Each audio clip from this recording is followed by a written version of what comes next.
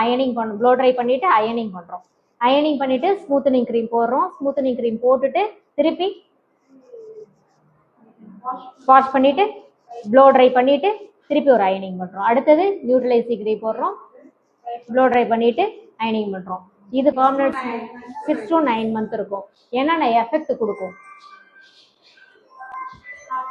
Hair fall கொடுக்கும், அப்புறம் hair break ஆகும், அப்புறம் கலர் சேஞ்ச் ஆகும், இந்த பேபி ஹேர் எல்லாம் கொட்டும்.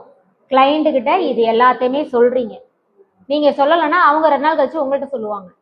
நம்மளுக்கு அந்த இது வேண்டாம். சரி, உண்மையா இருந்துட்டு போயிடலாம். ஓகேவா? இதை மீறி வரேன்னு சொன்னா வரட்டும். இது ஒரே ஒரு பெனிஃபிட் ஏன்னா இது வந்து நல்லா இருக்கும், அவ்வளோ அழகா இருக்கும், அவ்வளோதான். இதால நம்மளுக்கு யூஸ் கிடையாது. ஓகேவா? சரி, இப்போ நம்மள்கிட்ட வந்து ஸ்ட்ரைட்னிங் பண்ணிட்டு போயிட்டாங்க. எத்தனை நாள் கழிச்சு ஹேர் வாஷ் பண்ணணும்? 3 days இல்லாட்டி 4 days. இன்னும் பேசி கரெக்டாக ஷாம்பு யூஸ் பண்ணணும், அதுக்கான கண்டிஷனர் யூஸ் பண்ணணும், அதுக்கான மாஸ்க் யூஸ் பண்ணணும். ஓகேவா? இதுக்கு வேற ஏதாவது டவுட் இருக்கா?